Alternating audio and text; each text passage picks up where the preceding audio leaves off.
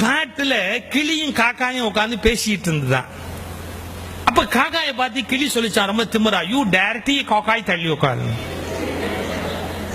காக்கா கேட்டுதான், ஏன் இப்படி நான் இன்சல்ட் பண்றேன், நீ பிளாக் அண்ட் ஒயிட், நான் மல்டி கலர், ஏன் கலர்னா ஒசியானா? ஆமா, தமிழ்நாட்டில் இலவச டிவி கொடுத்த போது அவன் கலர் டிவி தான் கேட்டானே ஒழிய பிளாக் அண்ட் ஒயிட் டிவி அவன் வாங்கிட்டானா?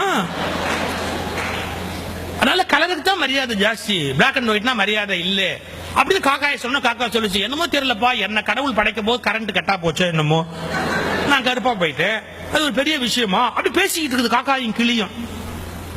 அப்ப வேட்டைக்கு வந்தான் பாருங்க, அவன் என்ன பண்ணிட்டான், நேரா வந்தவன் கபக்குன்னு கிளியை பிடிச்சிட்டான். வேட்டைக்கு வந்தவன் கிளி தான் பிடிப்பான், காக்காயை பிடிப்பேன்? காக்கா பிடிக்கிறதா ஊர்லயே பிடிக்கலாமே, காட்டுல போய் என்ன பிடிக்க வேண்டியிருக்கேன்?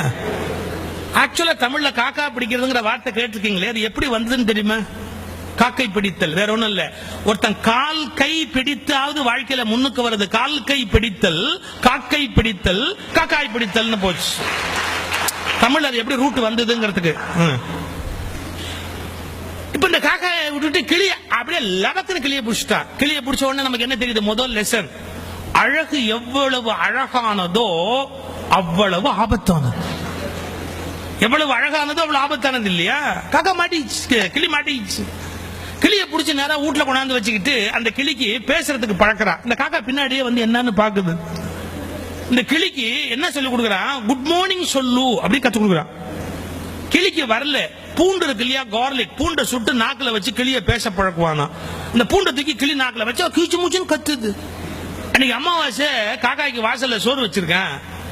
அவன் பொண்டாட்டி கா கான்னு கத்துற உடனே இந்த காக்கா சோத்தை பார்த்து கிளிய பார்த்து, சோத்தை பார்த்து கிளிய பார்த்து ஒரு வார்த்தை சொல்லிச்சு, பாத்தியாடா, அவன் பாஷையில பேசுறதுக்கு உனக்கு சூடு வைக்கிறான், என்ன என் பாஷையில கூப்பிட்டு சோறு வைக்கிறான்.